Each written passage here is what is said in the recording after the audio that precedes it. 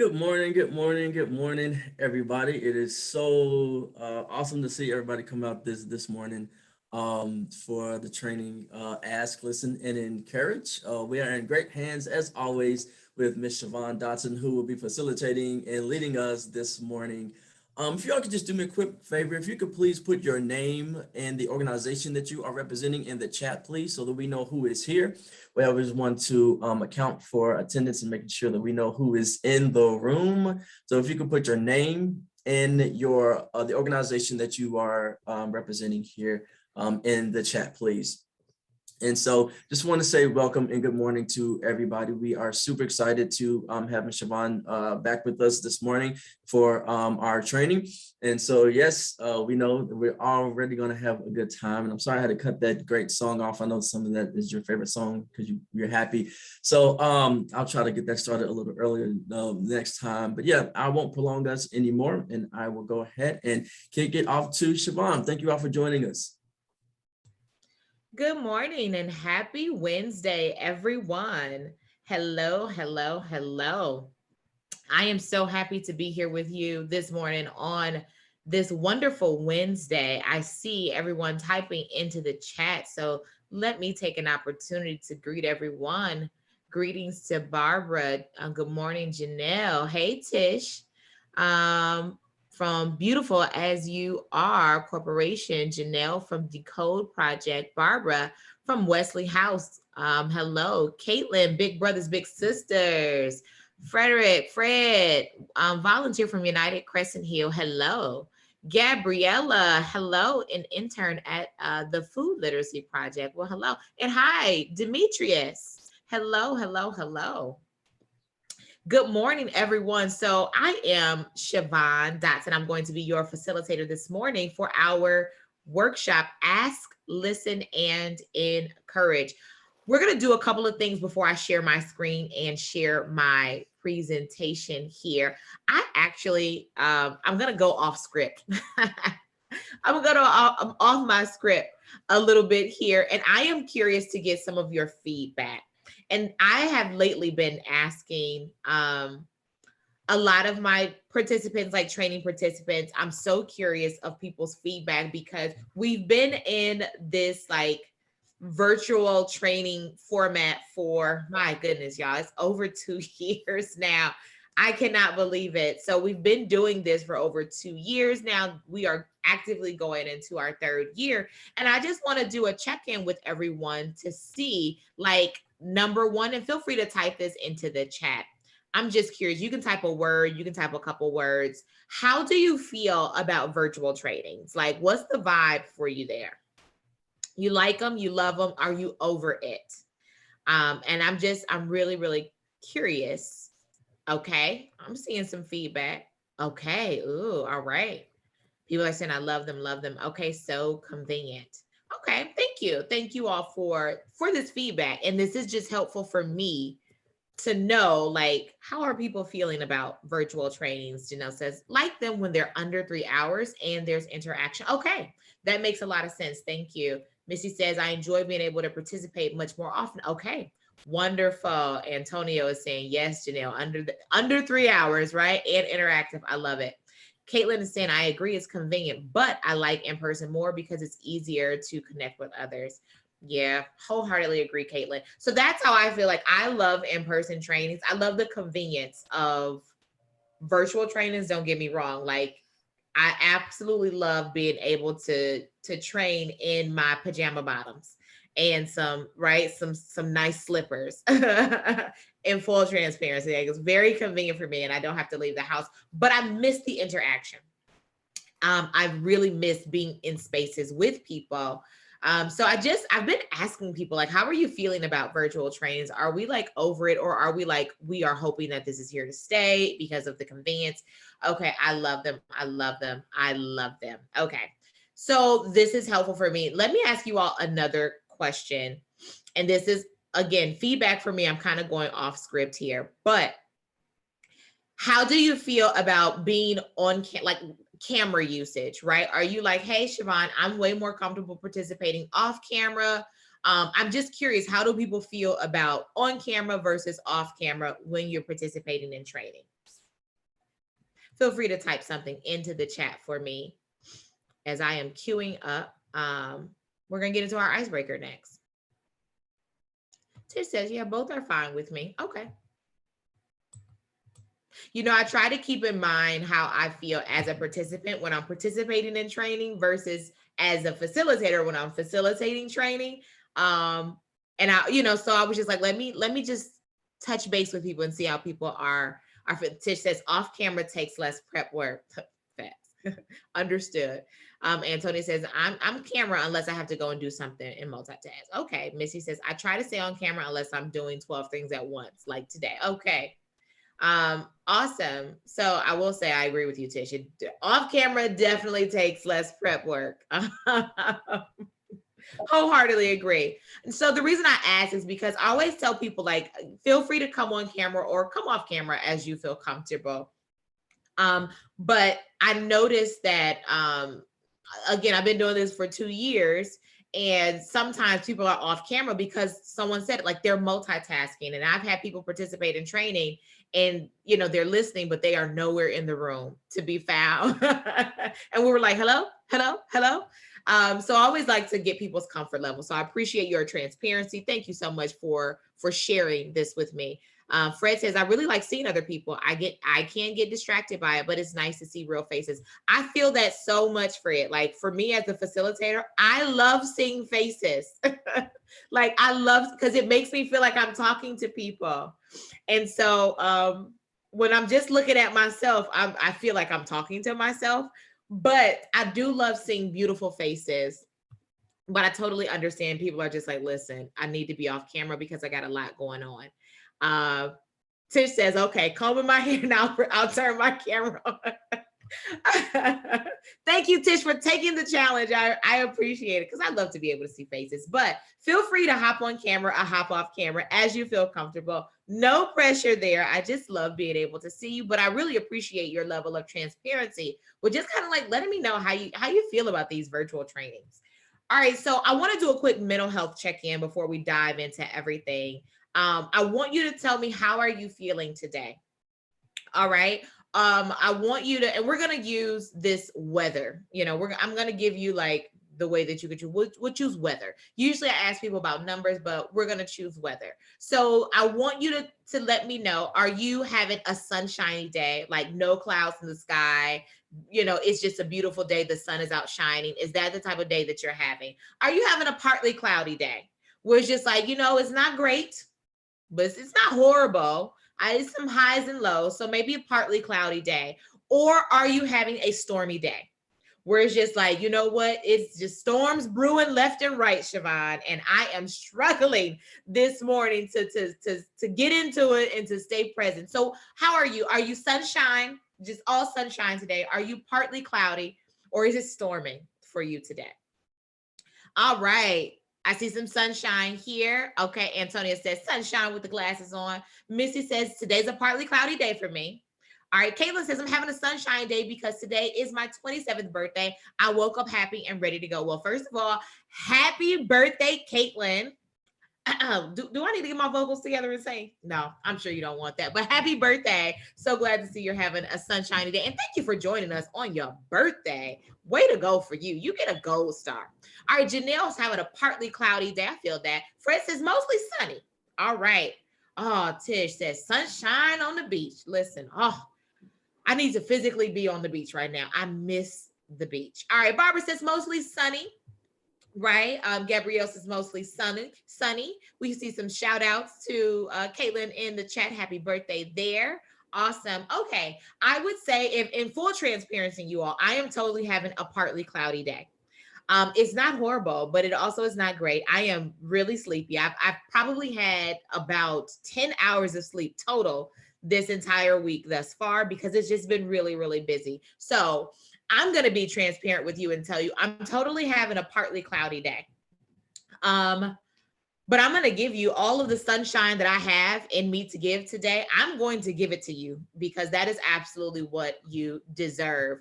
And I'm hoping that some of your sunshine rubs off on me and comes this way, so it can push my clouds out of the way. But thank you so much for just doing a quick mental health check-in. I love to ask people how they're feeling. Just take it in to see what the vibe of our training is going to be like, right?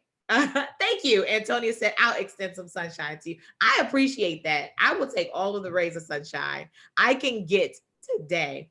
Wonderful. Okay, so I'm going to pop in a link here in the chat for our icebreaker.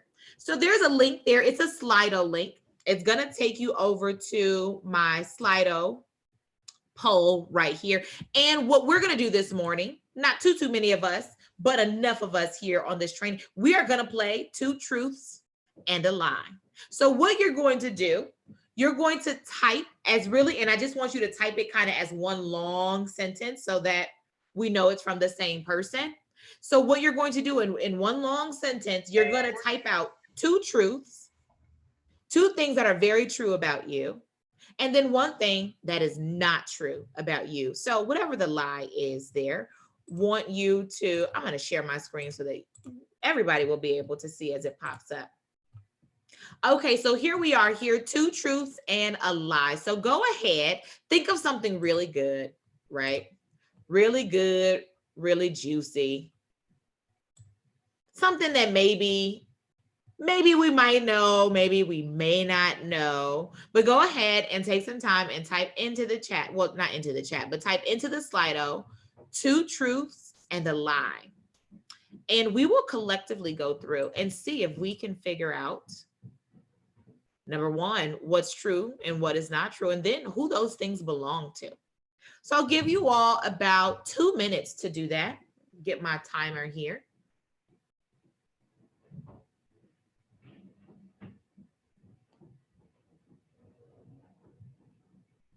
Two minutes on the clock. And have at it. And if for any reason you're just like, Siobhan, I cannot access that link, it is acting up, it's not working for me, you can also feel free to type it into the chat.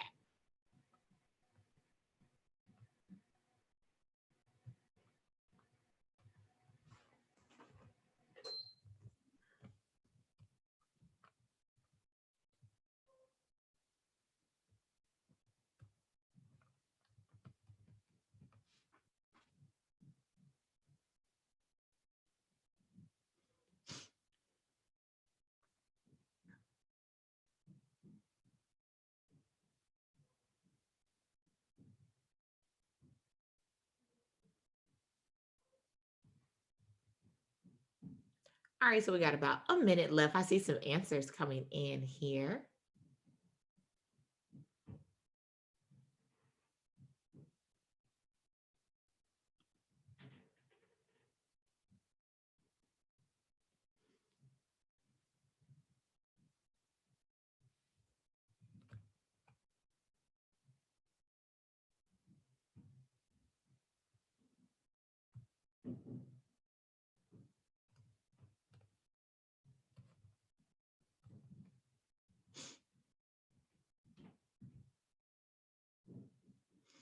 All right, we got about 30 more seconds.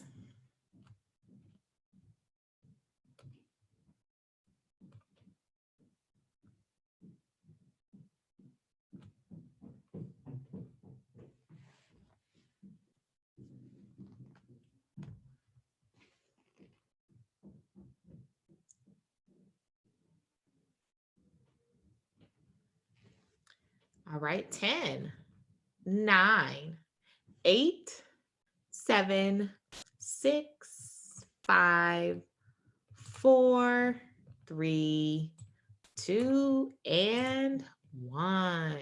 Okay. All right, so I see some answers here. I see some in the chat. I see some in our Slido. So I'm going to start with the ones in Slido first. Then I will go to whatever I see in the chat. Gabriella says, these always stump me. Listen, me too. And sometimes I don't know why I try to, it's like hard for me to think of things. Okay, we'll start. I'll start here at the bottom. Okay, so someone says, I collect spoons from all around the United States. I have been to 3 different countries. And I once broke my arm and pulled it back in place myself to avoid having corrective surgery. Woo! That is brave. All right, everyone. So which one of these do we think is the lie? Whoever this is, do we think they collect spoons from all over the United States? Do we think that they've been to 3 different countries? Do we really think that they broke their arm and pulled it back into place to avoid having corrective surgery? So, what do we think is the lie? Antonio says, I think the arm thing is the lie. All right. Oh, no, I see some people saying, I can believe that. People are saying, I think the spoons thing is the lie. That's interesting. Okay, let me see. Which one do I think? I've totally seen people collect spoons from all around the United States. I'm going to say the three different countries. Maybe you've been to 5 different countries. I don't know. So I'm going to say the 3 different country ones might be the lie. Let me see. Fred also thinks 3 countries is a lie. Tish says, no, I think the arm thing is a lie. All right. So whomever this belongs to, let us know who you are and tell us. Feel free to unmute yourself and tell us who you are and which one is the lie. Hello, it's me, Caitlin. The one that is a lie is actually the 3 countries, but that is going to change in April because I'm going to Amsterdam, Belgium, and Finland. But my dad was in the military growing up, and so whenever he would be stationed or had trainings, he would bring me back those little collective souvenir spoons. And then if he couldn't find one, this is really bad, don't condone it, but he would steal one from a restaurant and then write on with a permanent marker where it was from. And so my goal is to do like a craft and like outline the United States with all of my spoons. Oh, that is so cool. That is amazing. That's all just like, yeah, like I've seen people collect those little spoons. So I think that's awesome. First of all, wow, exactly, Antonio. So you broke your arm and pulled it back into place so that you didn't have corrective surgery. Yes, it was crazy. I was doing like a round off back handspring on my trampoline outside, and I broke my arm, and it was literally shaped like the letter S. It was completely snapped in half. And I was in middle school. I was kind of young, and we went, and I was like so scared of being put under. And so I just pulled it myself. A lot of my family works in the medical field. So I was not that scared. I was like, I'm more scared of being put to sleep. Wow. Kudos to you, birthday girl. Cause I would have been like, y'all gonna have to figure this one out. That is awesome. Thank you so much for sharing that. That is a very interesting fact. That is a good conversation starter. So I love it. All right. So here we go. The next one, this person says they are a woman of faith. They are also a University of Kentucky fan, and then also fell down a flight of steps. So which one do we think is the lie? Are they a woman of faith? Are they a University of Kentucky fan? Do we really think they fell down a flight of steps? Oh, everybody's the saying lie is she's a University of Kentucky fan. That's the lie. everybody says it's a UK fan. It's a lie. Wait, whose was this?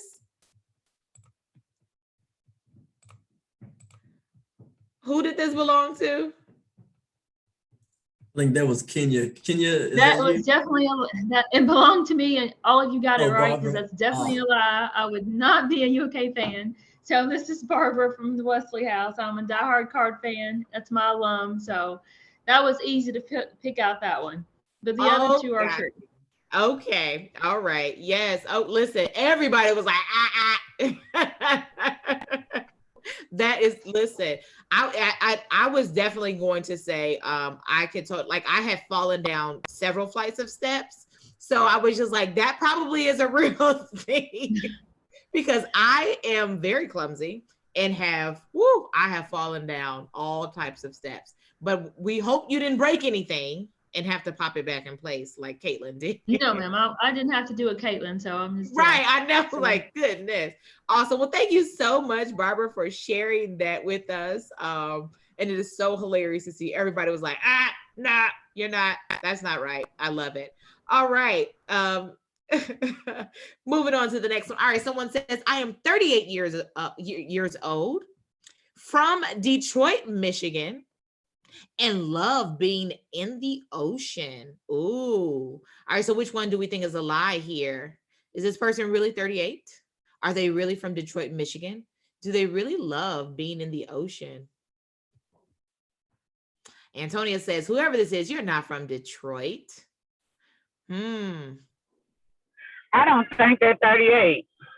I was about to say maybe the years, maybe they're not 38. Fred says, I don't think you love being in the ocean. Oh my goodness. Who doesn't love, but you know what? People may not love being in the ocean. I love being near the ocean. Maybe not in it, but near it. So, all right, whoever owns this, can you let us know who you are and tell us which one is the lie? It's me, Tish, and the lie is 38. Kids always think I'm 32. I have to show my camera later, but I'm actually 47. Woo! I love being in the ocean. I was right. But I still get carded. Listen, well, kudos to you, honey, for aging backwards. I love it. I love it. And you say you do love being in the ocean. I do. That is my comfort, my peace. And I actually just started loving being in the ocean this past summer. So I beat one of my fears, which was the ocean. So. Oh, that's awesome. I'm not there yet. I love being near the ocean. I love looking at the ocean. I love sitting by the ocean. But being in the ocean, I'm still working on that. But I love so freeing, so liberating. That's amazing. Congratulations to you for overcoming that fear. Thank you so much for sharing a little bit about yourself with us. I love it. All right, moving on to the next person. I have 50 plus pairs of shoes. Woo! My favorite food is crab legs, and I have 7 brothers and sisters. Which one do we think is the lie? Ooh. Man, I'm going to say, I don't know. I totally could believe a person has 50 plus pairs of shoes. Tish says maybe I was going to think maybe your favorite food is not crab legs. Tish says maybe the crab legs thing. Yeah. Fred says, no, maybe you don't have 50 plus pairs of shoes. Antonio said, I don't think you have 7 brothers and sisters. All right. Caitlin also thinks it's the crab legs. All right. So whoever owns this, let us know who you are and tell us which one is the lie. Hello, my name is Miles. The lie is I have 7 brothers and sisters. I only have 1 brother. So. Oh. Hi, Miles. Miles, you have over 50 pairs of shoes. Yes, I do. Oh my goodness. I can believe it. I know some people love collecting shoes. And your favorite food is crab legs. Yes. Awesome. Okay, but you said I don't have 7 brothers and sisters, only have 1. All right, awesome. Well, thank you so much, Miles, for sharing with us a little bit about who you are. We really appreciate that. All right, moving on to the next one. Here we go. This person says, I'm wishing baseball would start up again. I'm excited to have a big out breath day. And I'm looking forward to planting seeds soon. Oh, let's see. Which one do we think is the lie?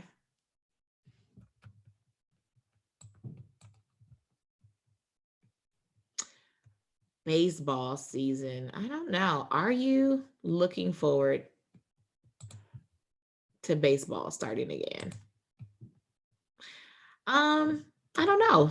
So let's see. Which one do we think is the lie?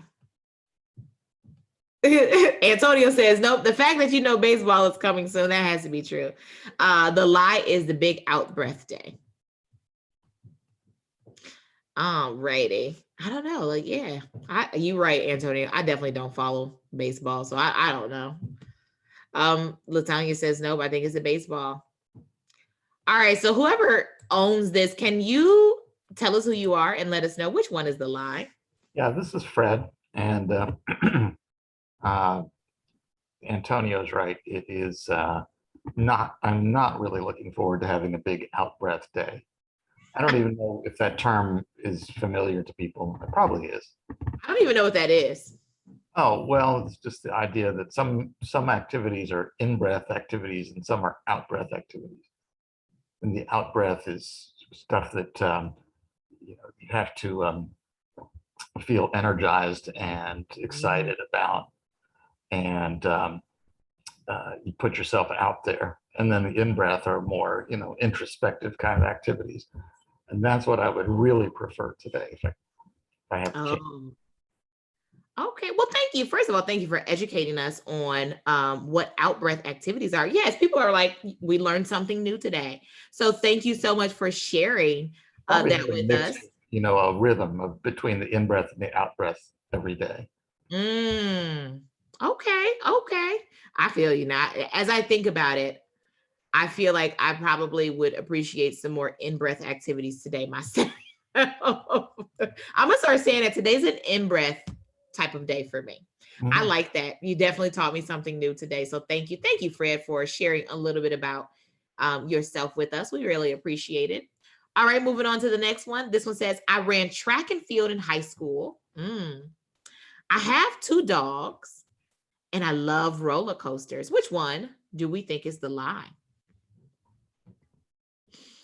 I'm going to say maybe, I don't know. I actually enjoy roller coasters, so I could think someone would love roller coasters. Caitlin thinks the roller coasters one is a lie. Janelle says, no, I think the dogs. Latanya also says roller coasters. Okay. Whoever this belongs to, let us know. Which one is the lie? That one is mine. This is Antonio.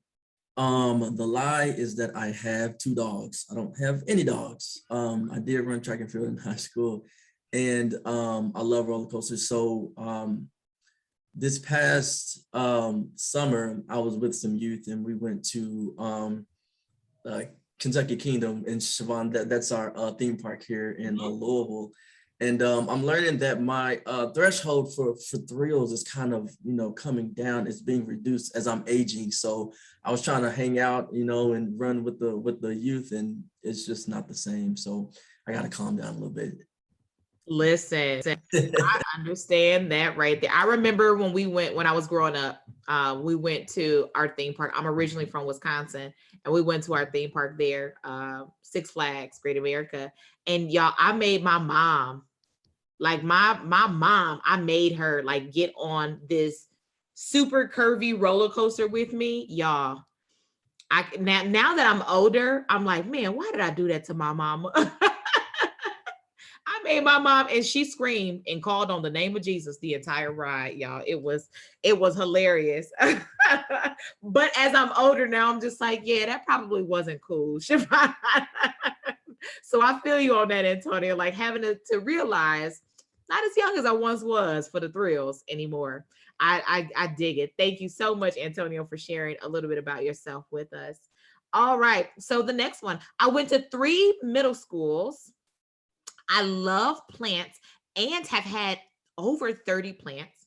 I have traveled throughout the world. Woo. Maybe the 3 middle schools, although I could believe somebody went to 3 middle schools, but I don't know. This was hard because I could believe all of these things. So which one do we think is the lie here, everyone?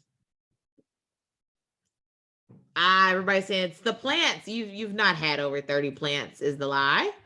I could listen, y'all. I could believe that. I know some people who love plants. I don't know. All right, whoever this belongs to, let us know which one's the lie. Hey everybody, it's Janelle. The lie is actually that I've traveled throughout the world. I do have a passport, but I've never left the country. I moved a lot in middle schools. I went to all 3 of the traditional middle schools in the city. And I've been a plant mom for about 4 or 5 years. And I propagate, so I like take clippings and then grow new plants from there. So I've had like 35 plant babies over the course of 5 years. Wow, that is amazing. Wow. Okay, well, you definitely have a great thumb. Kudos to you. All right, and Caitlin said, yep, Caitlin guessed it, travel throughout the world. All right, so we are going to challenge you to use that passport and do some travel. At least you have your passport. I just got mine a few years ago, and I was just like, I am determined to put some stamps in this passport. Now, the one thing I have to do is get some plants. I have not become a plant mom yet. That is on my list of things to do, and you just motivated me with knowing that you have 35 plant babies. That is amazing. All right, thank you so much for sharing a little bit about yourself with us. All right, moving on. I have 4 children. Oh, I have 42 nieces and nephews. And we don't know what this last one is here. Oh, here it is up here. Here it is. Okay. I'm a gun violence survivor. I have 4 children and I have 42 nieces and nephews. Okay, there it is. I'll put it all together. Oh my goodness. 42. I'm going to say the 4, I don't know. You might. I don't. Okay, but I'm going to go with 42 nieces and nephews. That maybe that is not the truth. I don't know. What do you all think? Okay, other people are saying, yeah, I don't think maybe you have 42 nieces and nephews. Okay. All right, whoever this belongs to, can you unmute yourself and let us know which one is the lie?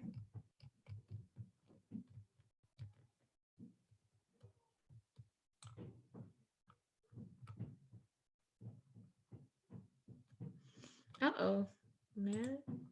Did we miss that person? Oh, let me check to see. Okay, maybe that person might have had to tap out. All right. So we don't know. Maybe they had to tap out. But I know someone wrote something in the chat here. So I'm going to scroll back up and see Latanya wrote. Okay, so here Latanya's 3. High school and college Hall of Famer, diehard Celtics fan, and the last one is, Tanya says, is mulatto. All right, so which one do we think is the lie here? High school and college Hall of Famer, diehard Celtics fan, or identify as mulatto? I want to say, like, is anybody a diehard Celtics fan anymore? I don't know. So I'm going to say maybe. Right. Tish says the same thing, right? Like, maybe it's the Celtics. I was thinking the same, like, I don't know. Let's see. All right, Latanya, go ahead and let us know which one is the lie. Okay, I gotta say this. You cannot be a fan if you're not a fan for life. I am definitely a Celtics fan. Definitely. I am also a 2-time Hall of Famer. Just got inducted to WKU Hall of Fame in January, and for women's basketball, and got inducted to my high school Hall of Fame 3 years ago for sports. So that is amazing. The lie is that I'm not a mixed child. Okay, that is awesome.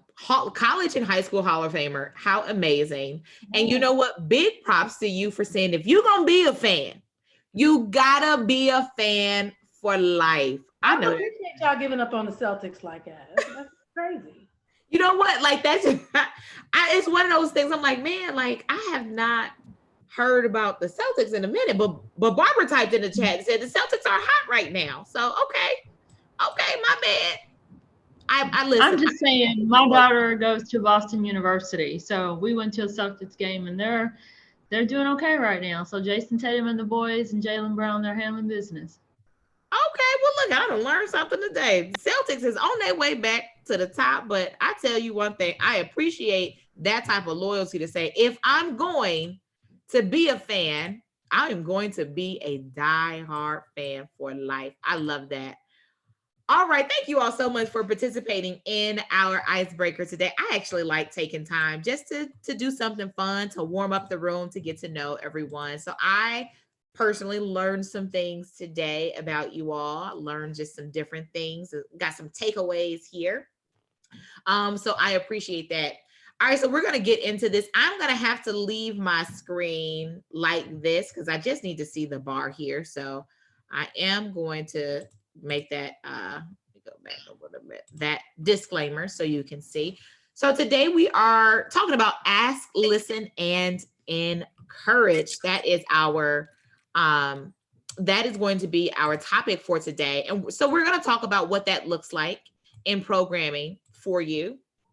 And we're going to go over some ways to ensure that we are asking the right questions, relevant questions, make sure that we are listening actively. And then we're going to talk about encouragement and what that looks like in our programs, right? And I love this one because we talk about the difference between praise versus encouragement. And it's always really great conversation.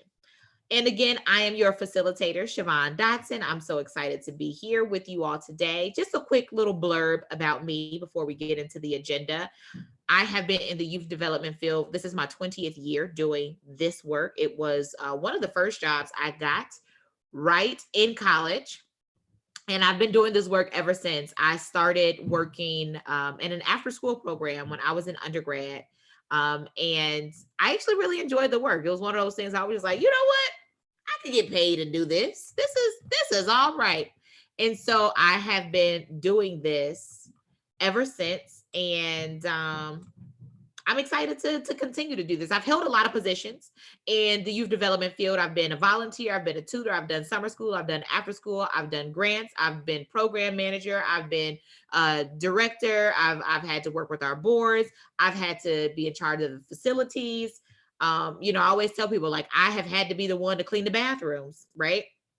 I have had to be the one to make sure that, we have air conditioning in the building. So I've held a lot of positions. I've done a lot of things in this field, but I love the fact that right now I'm focusing on professional development because it allows me to really learn more about the awesome things other organizations are doing and to ensure that no matter where you are in the world, right, we are really all aligning on what we identify as quality, having quality programming for our young people. So I love the fact that there is more emphasis and more focus on really professionalizing this field of youth development that we work in. Woo!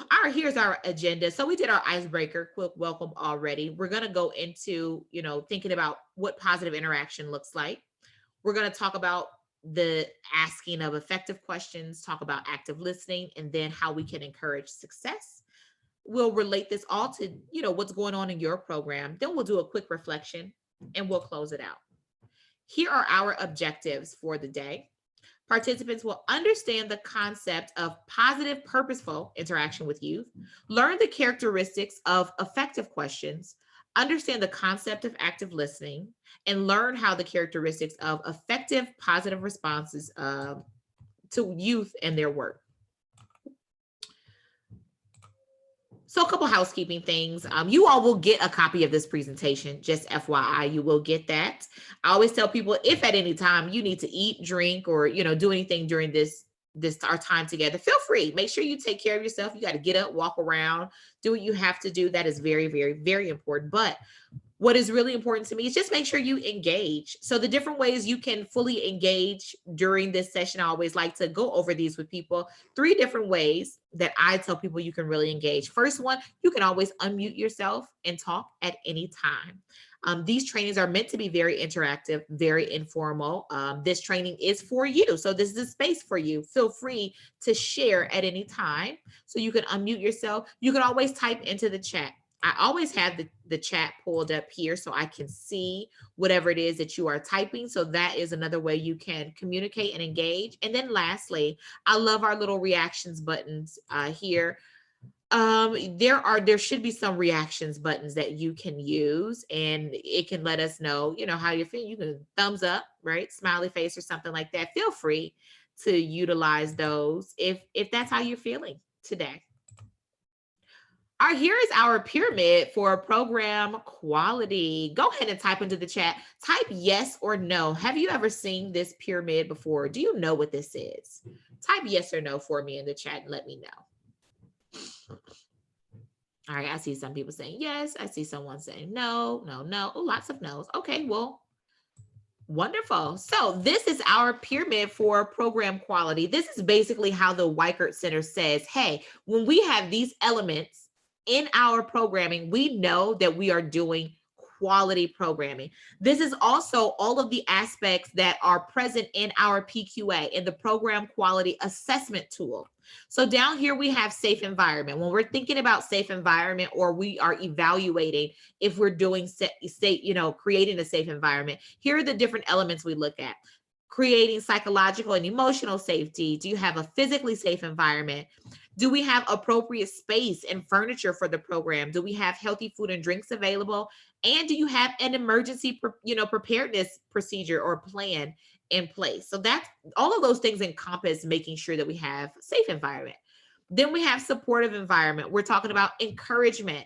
skill building, having active engagement, creating a welcoming atmosphere, making sure that there's real session flow to our program, and also reframing conflict. When we have these elements in our programming, we know we are creating a supportive environment.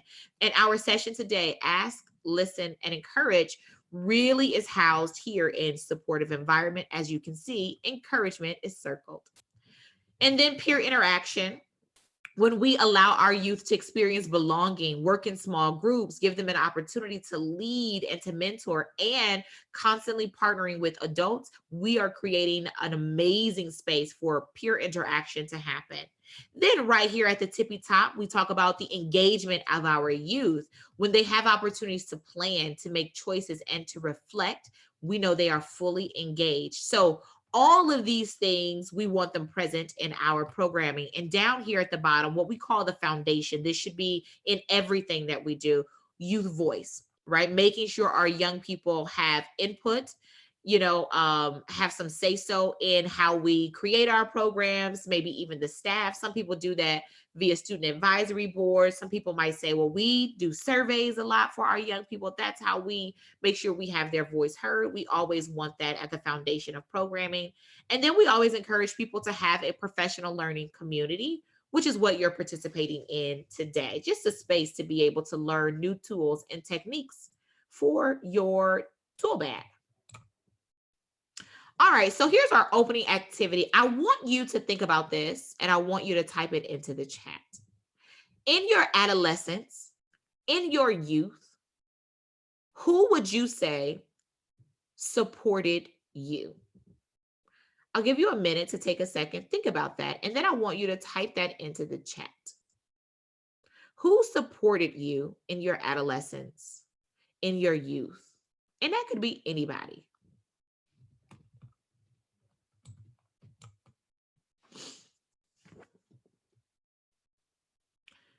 Starting to see some answers come in here. Okay. I see parents. Miles says, my Nana.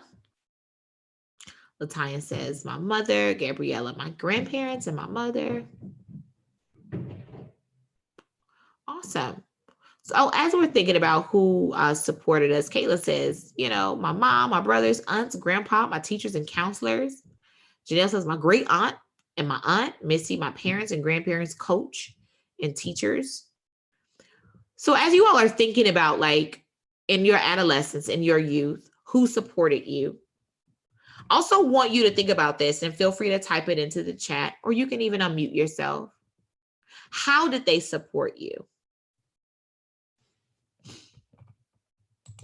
So if you're saying, it was my parents, or it was my grandparents, or my teachers, or my coach, or, it could be people in, like, okay, I just saw Barbara type family, church friends, right? Family friends. So it could be anybody. I want you to think about how did they do that? And I want you to individualize this, because this is about how you feel supported. So when you think about the how did they show you that they supported you? How did that need to look for you specifically? I'll just say mine, because as I'm typing, it's too much to type. For me, my parents always encouraged me with their words. I was always a failure in school. I mean, I said I was a failure in school. I love sharing that story, but I always had bad grades, F student. I hated school, and my parents, even though I would just be like, I'm dumb, I'm stupid, they would constantly speak life into me, and you're going to be this and you're going to do that. So now it's manifesting itself in my 40s, but because they spoke that, I believe that's why I'm successful. Awesome. Thank you so much, Tish, for sharing that. So the words that they spoke, affirming you, encouraging you, all right, was really important for you. Thank you. I see some people type into the chat. Latanya says, every venture I wanted to try as a youth, my mother invested in me. Didn't matter how crazy it seemed. Awesome. Thank you. Caitlin says, they supported me by listening to me, right? And following up on things we talked about or that might have been happening in my life. They would always push me to try new things and experience life in various ways instead of just sticking to my comfort zone. Awesome. So by listening to you, wonderful. Misty says, my grandparents were like a safety net. Always when my nuclear family struggled, right? I was a first generation college student, so I was grateful for school staff to help guide me. Amazing. Thank you. And Antonio popped in that pyramid that we saw here, just in case anyone wanted to kind of keep that as a tool for themselves or for reference there. Thank you so much for that, Antonio. So we're thinking about and we're talking about how, right? You all saying I felt supported. You know, these people in particular really stood out to me as supporting me. So, you know, now we're thinking about how that happened. I hear some of you saying it's the words that were spoken to me.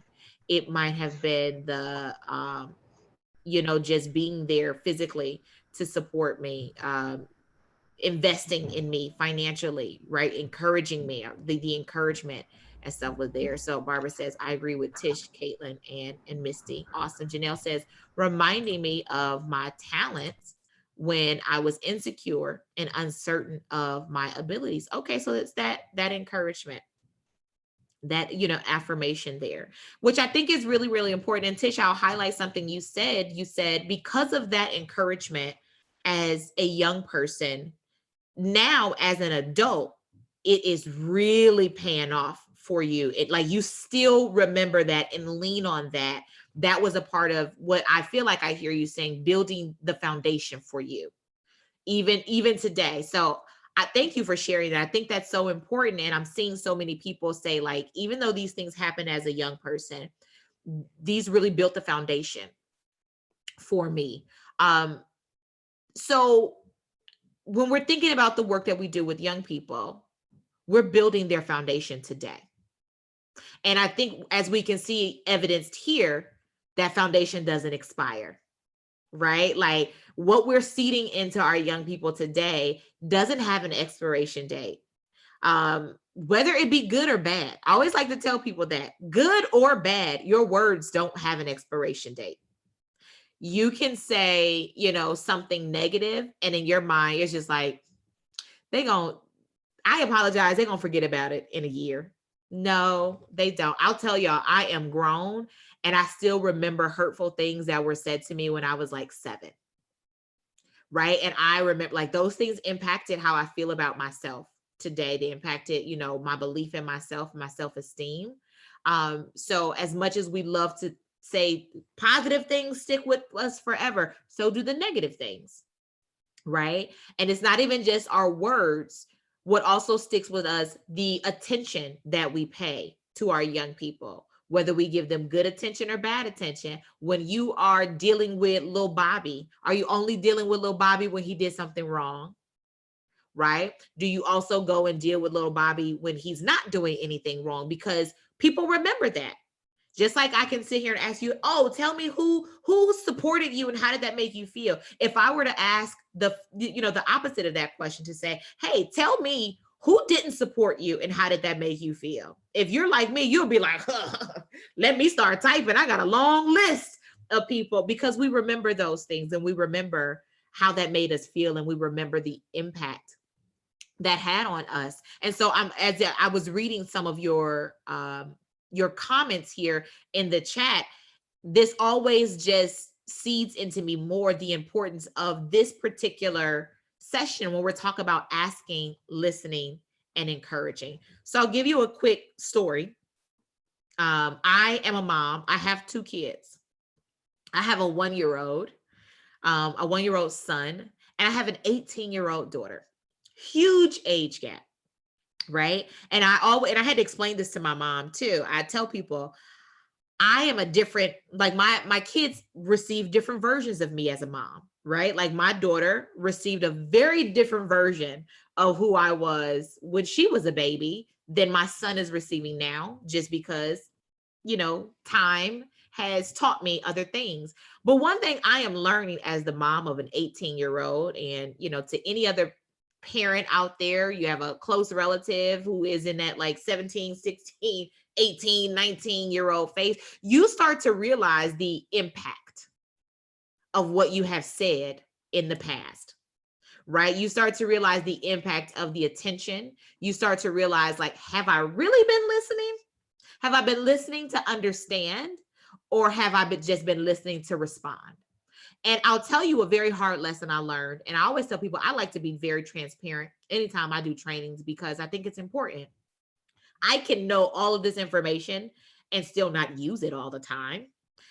So I have with my 18-year-old daughter this past, I would say within the last like year, I have realized that I haven't really been listening to understand. And my daughter eventually used her voice to communicate, but you're not listening to me because I was leading with all the things that I thought that she should be doing, all the things that I believe she should not be doing, how she should be navigating this life.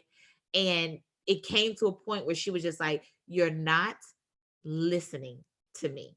I even went so far as to think like, I know exactly how my child's been dealing with this pandemic. And then she said, but you haven't been listening to me. Because she's like, if you had been listening to me, you would understand that these things are very important to me. And you have not been allowing me to do these things. Because in my mind, those things shouldn't be that important to you, right? But she kept saying, but you haven't been listening. And I had to take a step back to say, uh-oh, I haven't been listening. So I had to shift, right? And not only did I have to shift my active listening on, I also needed to shift the questions that I started to ask. I also realized I wasn't asking all of the right questions. So we're going to get into, right, this interaction and this ask, listen, and encourage, what that looks like in real time. And I would love for you all to share how you know this looks in the work that you do, how this has shown up for you in programming or in your life. So we think about this positive and purposeful interaction. Remember, I told you the seeds that we plant, be it good or bad, right? They stick around, they don't expire. So why are we talking about asking, listening, and encouraging? Well, first of all, it really helps stimulate deep thinking and problem solving. And I agree with that. It allows us to start asking deeper questions to get our young people to really make some connections for themselves and for us as well. I feel like it really allows us to try to bridge some of the gap. It encourages genuine youth adult partnerships. Everybody, I don't care who you are, everybody wants to feel like they are being listened to, right? Everyone wants to feel like their voice matters. And when you feel like your voice matters with whomever you're talking to, it can really create a better partnership. Allows you to have some type of trust there, really say, okay, I know I can at least depend on this person for these particular things. It also helps to empower our young people because then they can make, well-informed decisions for themselves. It allows us to help them even build relationships, either with us or with, their counterparts. Helps adults understand our young people and can improve a conversation. So this positive, purposeful interaction, when we are asking, listening, and encouraging, we know these things over here are happening. So we're going to start with asking questions. So convergent versus divergent questions. We'll talk about that. All right, Barbara says, so true. I do a check-in with my students daily when we sit down at mealtime. Absolutely. And check-ins are super, super important because they really kind of let us know, how are you feeling? Is there anything that I should be aware of, or even give them the space to share anything? So these convergent questions are closed-ended, right? Based on factual information. They converge on a right answer. Yes or no. They generally elicit minimal response. When you ask a convergent question, you typically already know what you need the answer to be. So we usually see a lot of convergent questions on tests, true or false questions, multiple choice questions, right? So, convergent questions like, hey, do you know what today is? Well, there's only one right answer for what today is. Today's not Tuesday. Today's not Thursday. It's not Friday. It's only one day. It is only Wednesday, right? So that is a convergent question. Misty says, using our work to meet the actual needs of individual students, right? Who are whole, complex people. Absolutely. Instead of pushing our mission as we imagine holes in service. I love it. Absolutely. Treating our young people like little human beings. I love that. So when we talk about convergent questions, we know typically convergent questions, there's a question and then there's one answer. Now with divergent questions, divergent are open-ended. There isn't one right answer, right? There may be a multitude of answers that could be a possibility. Divergent questions also help really stimulate a conversation. The answers could be drawn out. The answers can offer more information. And when you ask a divergent question, typically like you have no clue what the person is going to say. And with divergent questions, it could elicit a very long response. It also could elicit like a short response, but you have no clue what the response is going to be, right? If I just simply ask you, how are you feeling today? I have no clue what you're going to say. But me opening the door will give you the opportunity to just let me know whatever it is you want me to know about your day. Instead of me saying, are you okay today? Right? Or instead of me saying, are you having a good day? Well, if I ask you if you're having a good day, that's a yes or no type of question. And so you could answer no, I'm not having a good day, but that doesn't give you an opportunity to kind of really go into why you're not having a good day. So that divergent question opens the door to say, like, let's see where the conversation goes, right? So we have one question and many, many, many, many answers when we think about divergent questions. We're not going to do this activity, but when we think about these questions of, convergent versus divergent questions, I'm not going to break you up into any breakout rooms or anything like that, but I am going to share a different screen with you here. Alrighty. I am clicking on so many different things.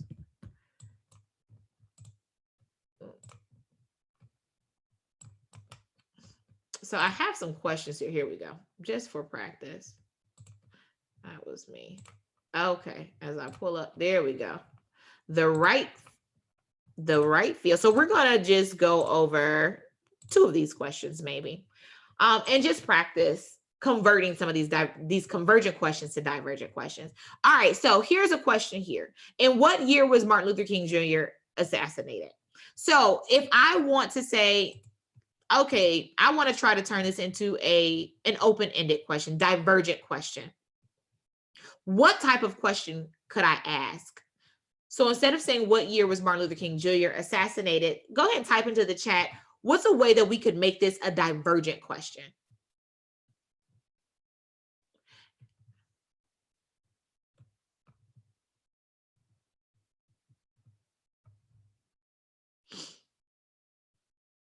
So what's a way that we could phrase this to be more of an open-ended question?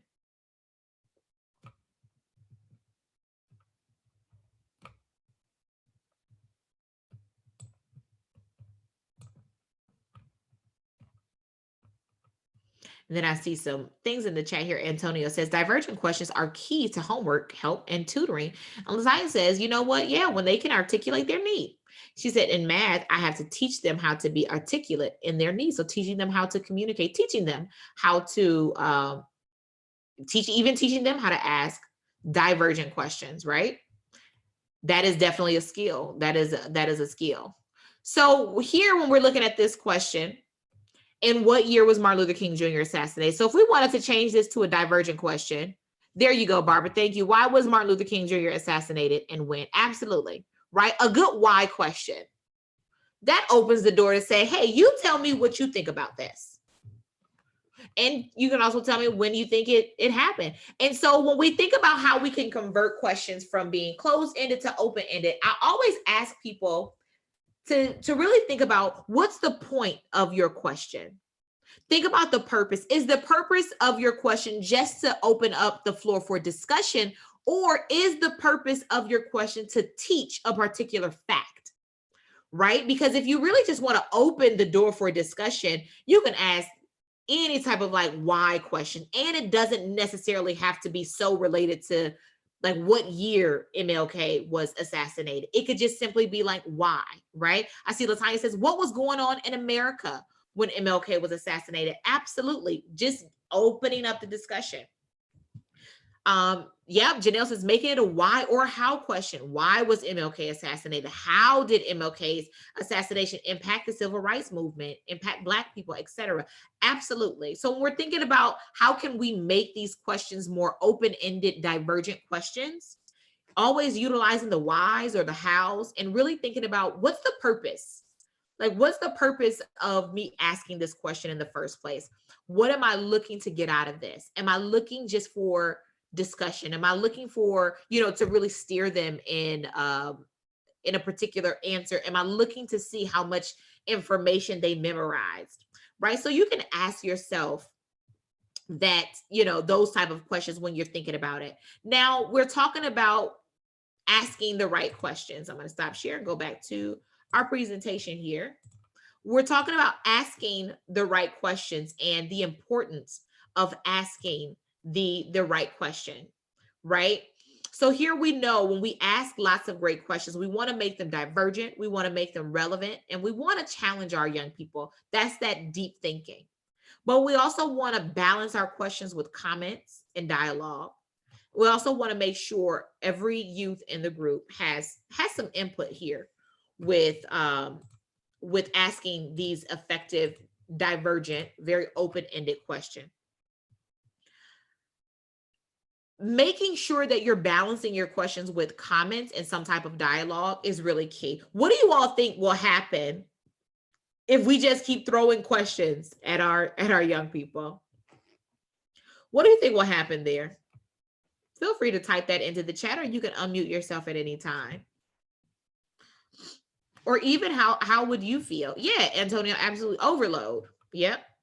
If we're just, spitfiring questions one after the other, it can be overload.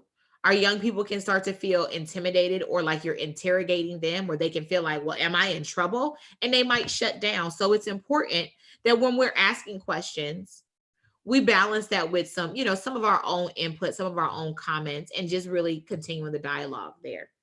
If it's a group setting and you're firing questions at them, there may be a small number of kids who get real excited and take it up as a game or a contest. And you could mistake that for like, this is really going great because I've got these 3 kids who are trying to get the right answer. You don't notice maybe that the whole rest of the group is retreating into a shell. Thank you so much. That's a really great point, Fred, to bring up, to say, I agree, because I feel like that's happened to me before, right? We get so excited that anybody's answering questions. Oh, like they love it. Let's keep going. That we don't realize that everybody else in the classroom has completely tapped out. So we're not giving, and I'm gonna go back one slide here. We're not giving every youth an opportunity to give the input. We're only really, allowing a few young people to answer questions. That means that we're only engaging three students. Everybody else is tapped out. They're doing something else. So we're not making sure that everyone is involved. Tish also writes, they might get bored with it. Yes, they might get bored with those questions. Caitlin said, also feels like we don't care about what they actually think or feel. Ooh, like we just have a hidden agenda. That's a good one. Yeah, they might think that we might have some ulterior motives there if we're just throwing, questions at them. I love it. So we're talking about asking effective questions. What makes a question relevant? We want to relate it to the youth interest. Make sure you relate it to the context of the situation. And honestly, just ask questions to keep the conversation moving forward. Anytime you feel like you're just kind of stuck or stagnant in one place in the conversation, ask a divergent question. See if you can, either pivot the conversation or get our young people to think critically about something. I love asking divergent questions because you really do. And I see Barbara typed in great insight. That's what you get. You get so many different perspectives. And I have asked people questions, like open-ended questions. And sometimes the answer that they've given me, I'm like, interesting, right? Like I actually never would have thought about it in that way. And I love the divergent question because for me, there is no right or wrong answer. That's just how I look at it. Whatever perspective you bring to it is valid. Like, that's your perspective. Even if it seems really silly, even if it seems like super outlandish, like I tell young people, okay, well, you know what? I hear you. That's valid, because that may be very real for you. It may, even if it's not real to anybody else, that's very real for you. So that makes it, that makes it right to you. And sometimes like kids will say stuff because they're trying to be silly, or, but I always say, well, hey, that's actually a good point. And it takes them aback. They're like, oh, you really think that was a good point? Like, yeah, that's actually interesting. I never thought about it like that. So we're gonna go do a skit right quick. I'm gonna stop share here. We're gonna do this skit, but I do need I need 2 volunteers for this skit. And it's a super simple skit, I promise you. I'm not gonna be asking you to do anything too outlandish, but I'm just gonna put up a script and I'm gonna ask 2 people. I need a Michael, someone to play Michael, and someone to play Miss Johnson. And you're just going to read through this script and we're going to have some quick conversation about it as well. Super quick. So any volunteers, please don't have me make this a one-man show. I don't think you all want to hear me try to go back and forth with this. So here is our little skit right here. There we go. All right. Anyone, do I have a volunteer to be Miss Johnson? It's Janelle. I'll do it. Thank you, Janelle. I appreciate that. And then sure, Antonio, I'll make it bigger. Do we have a volunteer to be Michael? I'll be Michael. Awesome. Who was that talking? I didn't see the name pop up. Demetrius. Demetrius. Thank you so much, Demetrius. Okay. All right. So I will scroll. Let me just scroll a little bit. Okay. I will scroll as you all get to the bottom. And all I'm going to ask you to do literally is just read the lines here on the screen. All right. So we're going to talk about this dialogue between Miss Johnson and Michael. All right. And you all may begin with Miss Johnson. What did you do during school today? Sam and I collected signatures at lunch to get the principal to let us eat during class. But what did you actually do during school? Almost everyone signed it, including 3 teachers. What did you do in school? I mean, did you have any tests or anything? I don't know. You don't know? Then who knows? Who should I ask? I don't know. Michael, what do you like about our after-school program? I like hanging out with people and I like the field trips. You should take your excitement that you have toward the program and apply it in school. Okay. Good. Now we're getting somewhere. What are you going to do now? I don't know. You're going to work on your homework, right? Hold on, I lost the screen.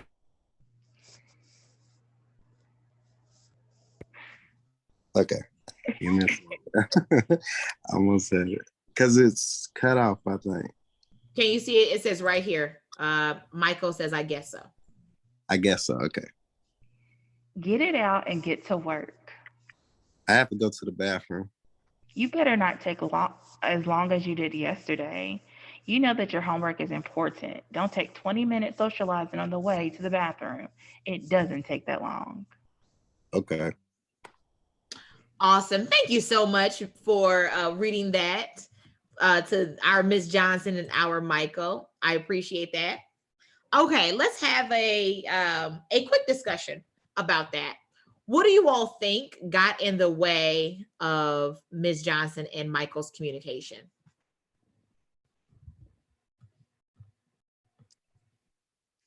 Distractions of doing other things besides what she actually was asked, like bathroom breaks, anything that wasn't pertaining to what the questions was. Just being able to blow Miss Johnson off.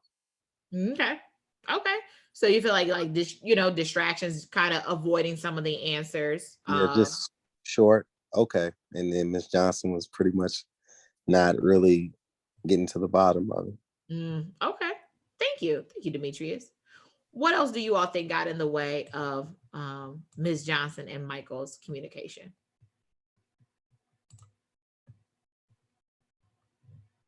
She has an agenda. Her agenda is, what she thinks is important is grades, homework, tests. And she's not able to hear what he's talking about, what he's actually excited about. Okay, so her agenda got in the way, right? She was very much interested in getting the answers to the questions she was asking. And seems like Michael had his own agenda.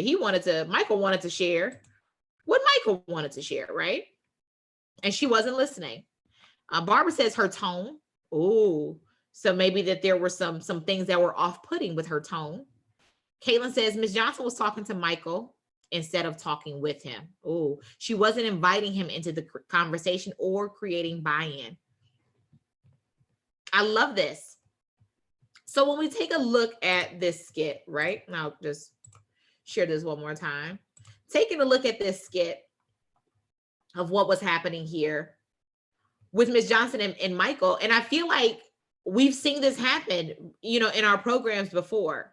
We come in, or a student will come in and immediately we're like, oh, what do you do in school today? They're going to give us whatever answer they're going to give us. And Michael said, oh, well, Sam and I collected signatures at lunch to get the principal to, let us eat during this class. Ms. Johnson completely brushed Michael off to say, yeah, but what did you really do in school? Michael kept being like, but man, we even got 3 teachers to sign it. Ms. Johnson, nope. I mean, really, I'm asking about tests. Did you have any tests? Right? But here's the thing, and I'm pretty sure by then somebody had mentioned her tone. I'm sure her tone was definitely starting to get off, because she's like, that's not what I'm asking you. So when we talk about asking questions, first of all, you got to be specific. If you wanted to know about Michael's test or homework, then Ms. Johnson should have specifically started the conversation and asked about tests or homework, but she didn't. She just simply asked, but how was school? Like, what did you do in school today? Now, Michael told her exactly what he did in school. He told her what he wanted to communicate to her. She wasn't listening, right? Because it wasn't her agenda, to Fred's point, she really wasn't listening. And Caitlin said she was talking to him, not really talking with him, not really trying to create, a back and forth conversation and having the buy-in, because this was an opportunity for Ms. Johnson to really learn more about Michael's excitement, right? So what do you all think are some alternative questions Ms. Johnson could have asked Michael when he came in so excited to talk about what he did in school today? I'll share this skit again, so just so you can see. What are some other questions Ms. Johnson could have asked? Barbara said she could have asked, how was your day? Yeah, how was your day today?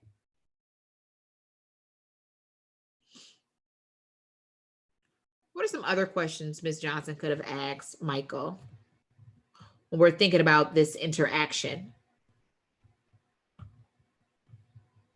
And she definitely could have asked him, to tell me hey, tell me more about, what you're collecting signatures for, right? Tell me a little bit more about this, because he was clearly excited to share. And that I bet that would have got him really talking. She could have said, hey kid, what's got you so excited today? Like, I see you smiling. What's so exciting? And then when he says, I went to get signatures. So what's that all about? And just act like you care and be engaged and makes them talk more.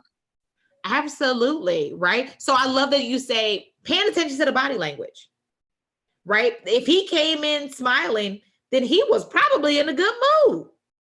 And he wanted to, that was a great opportunity to say, well, let me find out, you're smiling today. Because who knows, maybe Michael's not always in a good mood. Maybe Michael does not always come to session every day smiling. So paying attention to those little changes in, body language, because that opens the door for some divergent questions to take place. Dimitri says, could have asked hey, did you have a good day? Tell me more about this good day. Because the goal should be just to really open up the door for discussion with Michael. Instead, to Fred's point, Ms. Johnson had an agenda. Ms. Johnson's agenda was really to talk about his homework. Ms. Johnson's agenda wasn't necessarily to learn more about what Michael had going on. And that is where we see the roadblock in communication, because Michael's body language, I'm sure, changed. We could tell his conversation. Demetrius even talked about, like, he was just like, yeah, okay. And then what do our young people do whenever they're looking, they're tired of us? They ask to go to the bathroom. They want to now leave the physical space. They don't even want to be around us anymore. So it's just like, I can't go to the bathroom.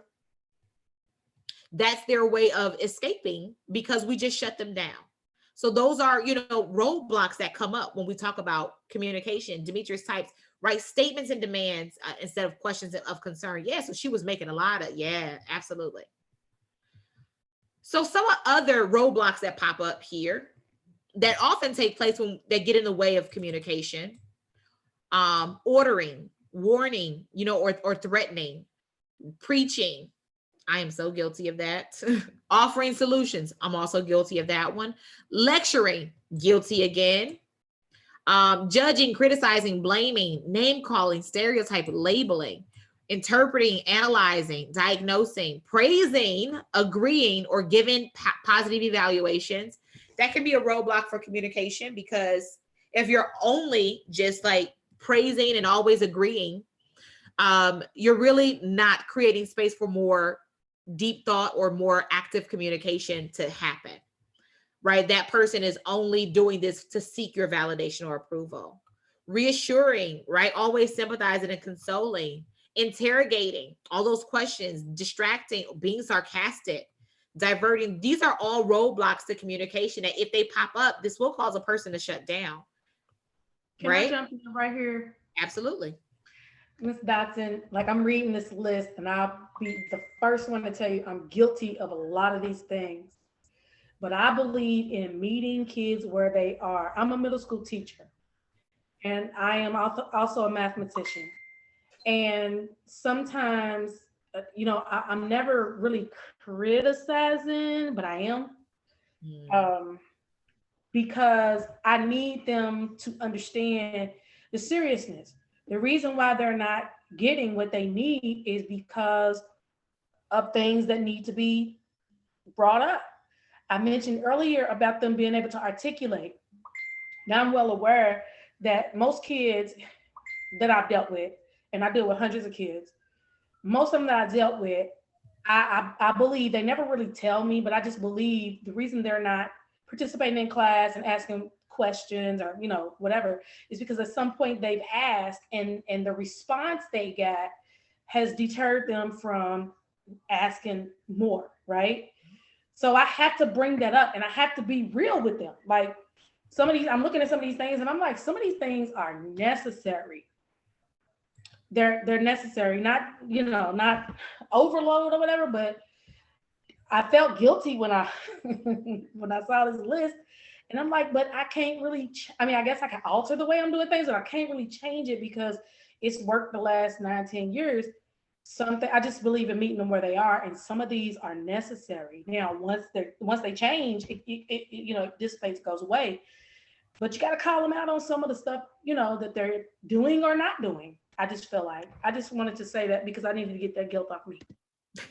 Can I chime in? I want to agree with Tanya, because all of these, coming from the perspective that I have, all these are survival tools when you coming from a different aspect, depending on where a child is from. If you're dealing with an at-risk child who's coming from a disciplinary home and structured and, not sheltered and have advantages that other kids don't have, the ones that I, deal with, and then having sons of my own, I can only teach them one way. And I know my teachings kind of have scattered them from me by ordering them to do things, threatening them of what your life is going to look like if you don't do certain things, offering my own advice because I took the wrong path, and judging them to the point of seeing where they're going because I went that way. And they're totally opposite from me. And I got this thing where I'm not your friend, I'm your father. So if I say something, it's just what it is. But being that I don't have a village of people as far as family to reach them in those areas, because sometimes you can get those messages through someone else. But all these things on this list, like Latanya said, are very necessary, especially when it comes to surviving. Like these right here are, like, we're using our youth to gun violence, and these things right here have to be implicated in a certain way, depending on the child you're dealing with. I'm not saying they don't work. Yeah, and I want to hop in as well and just talk about how the importance of context, because from Latonia's context, that's from like a pedagogical context when in regards to like school and teaching, and then from Demetrius's, that's more of a parenting. And so for these roadblocks to communication, this is more so of youth development context, which is different from parenting and also different from pedagogy. And so in the classroom, your delivery and your approaches are going to be different than, when you're at a community-based program, and you're in a room with people, it's just different context. And so as parents, yes, there's a lot of ordering that goes on when it comes to parenting, right? That's a part of the process. And then, when it comes to Latonia's perspective in context, dealing with the population that she does, those approaches are different. And so this one, what we're looking at, this is a youth development, and you're thinking from, we got to remember that context when we talk about that as well. Okay, I got it. I'm mute myself. I'm gonna be honest It kind with of you. crosses, I mean, I'm more than a teacher. Let me just say that. I do community-based, and I do community-based. And when I do community-based, I'm more than just a community-based worker. I'm kind of all three of the things that you're mentioning. I'm kind of like a parent, more so like a teacher, but also a developer. And that's kind of the environment I came from growing up in the Boys and Girls Club system. So I kind of, I don't know, I guess they kind of overlap in a sense, but yeah, it works. And I think because of the way I do things really works, it separates me from, or what I do from a lot of what my outcomes are different. Let's put it that way. But I'm done. I got you though. No, I do want to say this, if in full transparency, none of this works. And I'm just going to be, and I'm going to ruffle some feathers here, right? Because I had to, I still challenge myself on a lot of this, but these roadblocks to communication, when we preach, it doesn't work. It elicits a specific response, right? And in our mind, we might think that is absolutely the response that I want. But if we're thinking about what our children are trying to communicate, whether it's as a parent, whether it's as a teacher, whether it's as, a youth development professional, and I'm not going to say none of this works. Let me reframe that and say, this is called roadblocks to communication. Not to say that you don't do them, but I do want to expand everybody's thinking to say, when you do these things, you can create a roadblock for the communication to happen. You might find like, well, you know what, Siobhan, I'm telling you now, like the only time these kids listen is when I'm threatening them or when I'm ordering them to do something. So I know I end up getting to, I get to my point. But I would ask you, to think about, but what are they trying to tell you they need? Right. And when we put up these roadblocks and say, but I have to order them, I have to tell them what to do because we got to move on to the next thing, or I need them to do this thing. Right. But when they're not doing the thing, they're trying to communicate something to you. And that's really what this highlights, to say, not that any of this is necessarily right or wrong. It's just expanding our mind to say, when we do these things, we can put up roadblocks for them to communicate. Right? Of course, we might get the response that we're looking for, but are we really paying attention to maybe what that child is trying to communicate to us at the time? Are we just pushing the agenda? Right? Or are we taking the time to say, you know what? Okay, we ain't getting through this math problem today because clearly everybody got something else going, and I'm not saying you have to do anything, but I do want to encourage you all to think about when you do these things. And the first step is really awareness. I want you to start to be more aware of saying, okay, when I do these things, can I actually see that maybe I've created a roadblock? And is there a different way for me to open up the communication more? You know what I'm saying? And so I am very guilty of so many of these things. So many. I'm guilty of a lot of these things professionally. I'm guilty of a lot of these things as a parent, right? I am guilty of these things in so many different contexts, but I have had to take a step back and say, okay, let me allow you, number one, to make whatever decision you're going to make. Because usually when we're communicating our need and not necessarily listening to their need. And that's where the roadblock comes in at, right? Where it's just like, well, I'm telling you, I need you to do this. And so it's really like, let me open up and see, what are you trying to communicate to me? You know what I'm saying? So I would encourage everyone to become a little bit more aware when these things happen, and to just ask yourself, is there another way I can open up more, for more communication? Is there a way that I can do this and allow for more communication to happen? Am I missing something that this young person or this person in general is trying to communicate to me?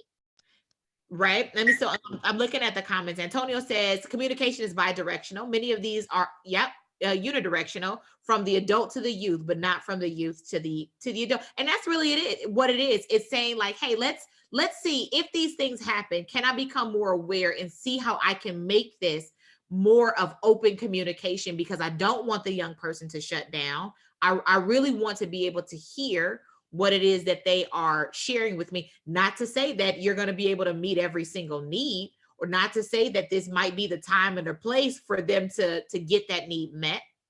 But we're just saying like, hey, becoming more aware so we can start to figure out, is this the best method? Right? Am I really listening and opening myself up? And am I really giving space for this young person to have their voice heard? Latanya says, I'm sending a lot of kids to college for free. Everything is database these days. So it's the result I am after because of the latter. I also listen. No, and I get it, right? But that's just the thing right there. I think a lot of the times we do get so, because we understand the bigger picture.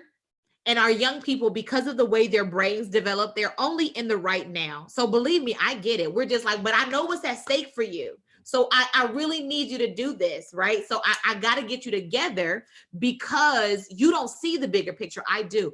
I hear that.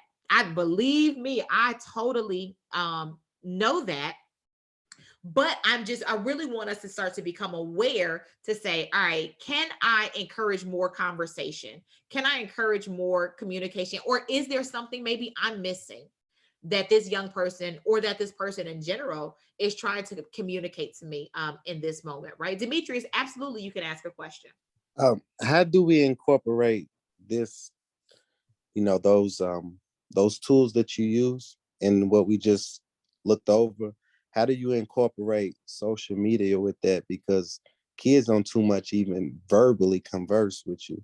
They typing everything out, and with 30-second Snapchats, whatever message that you put into the, mind or database in their head, it could be erased with a challenge or TikTok, or something like that. And I say that to say that all those things on those the list was old methods. Even in school, we had that one teacher, man, she don't play, he don't play.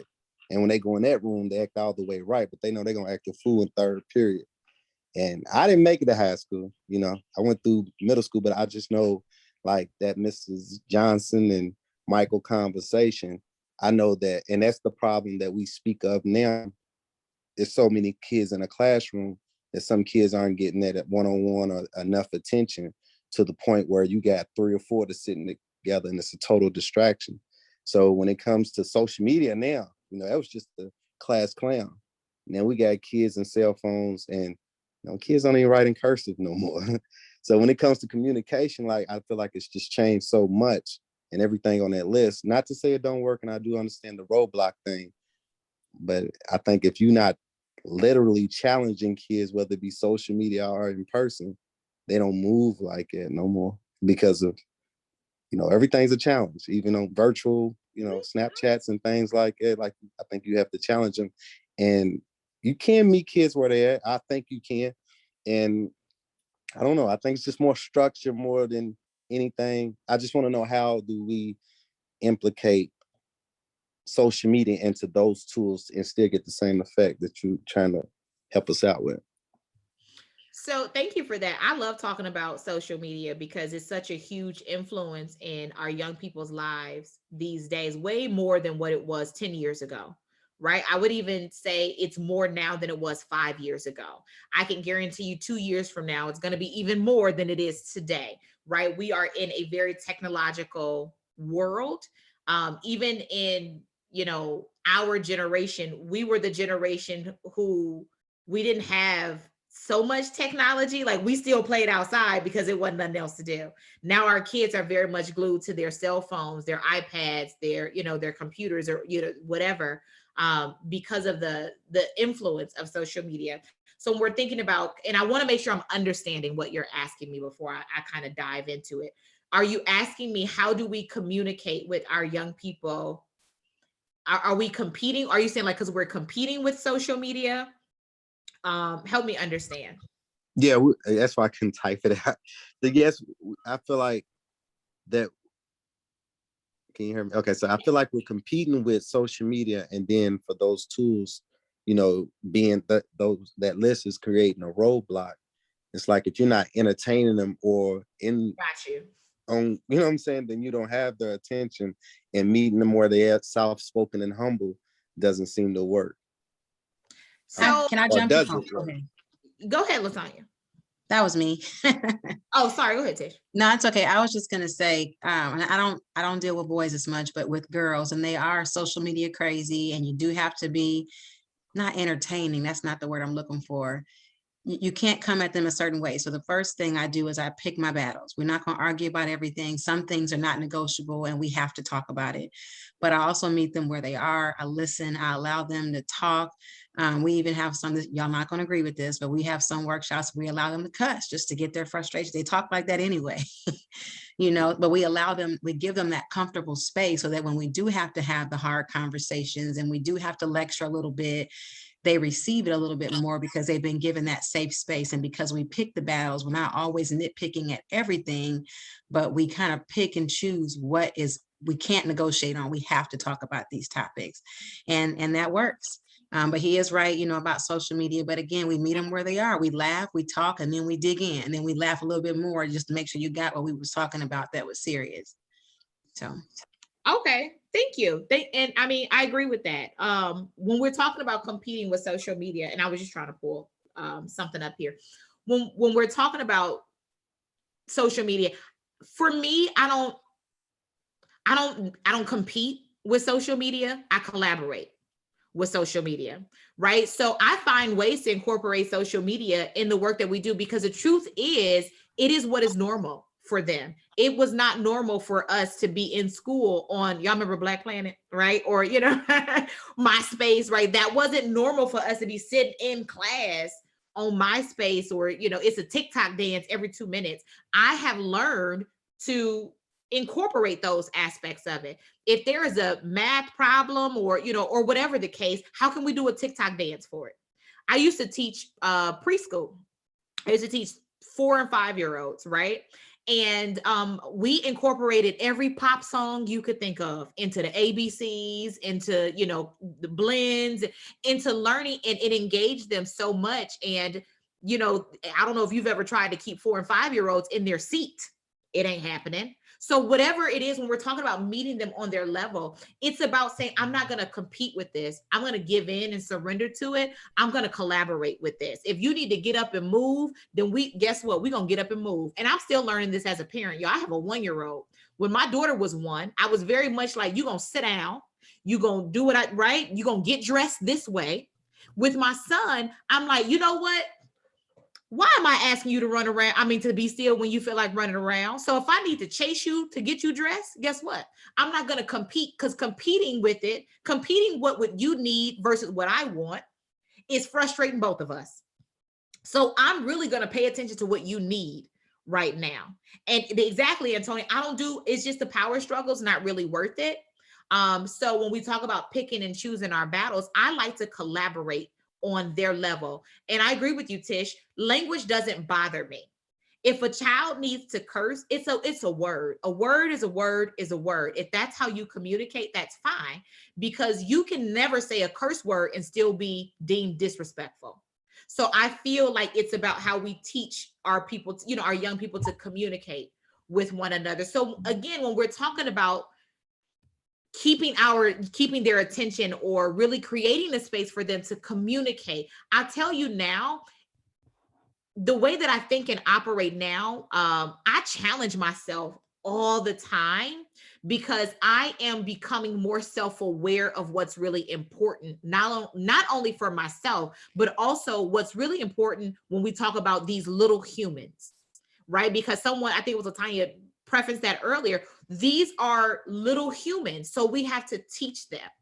And when we're talking about asking these questions and really, listening and encouraging them, I'm really more interested in, not in if you got the right answer. I'm not really interested in the test score. I'm interested in, are you able to ask yourself the right questions, right? And sometimes that might look like you keep questioning me. Well, and I've learned to say, you know what?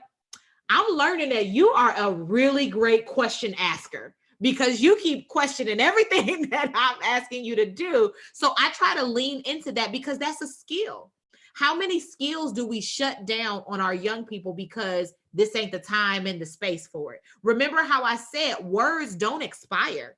Like our impact doesn't expire, be it good or bad. When we're shutting down these pieces and parts of our young people because we don't like it, because we don't understand it, it really chips away at them little by little. And then they hear it in our program. They might hear it at school. They might see it on social media, right? When we chip away at who they authentically are, then we see people starting to become adults who struggle with identity, who don't have self-esteem, who are just like, Chad, I don't know what to do. You tell me, right? They don't know how to make decisions for themselves. So this information is really to challenge you to say, how can you open up the lines for communication? And really, like I said, just to be aware that these could present roadblocks to that communication. And this is really great discussion. I'm going to go back some of this, but I do want, we talked about asking. I want to highlight listening really quickly. Fred had his hand sorry. raised a little bit. Yeah. Go ahead, Fred. Okay, thanks. I was just trying to kind of integrate some of the things that people have said, going back to Demetrius saying with his kids that he's not there to be their friend, he's their father. And at the same time, on the roadblocks list, we see a lot of things, a lot of the roadblocks involve like being too heavy-handed, or too getting in their space. So it seems to me like maybe there's a way to integrate those impulses by saying what we really need to do is model for kids. We need to model for them what being an adult is. And so in the classroom or in the home, what you're modeling for them all the time is, I got this. Like, especially for younger kids, they need the security, the safety of knowing that the adult has this situation in hand. And sometimes that means, no, you're not going to do that. You can't do that. I got it. This is me.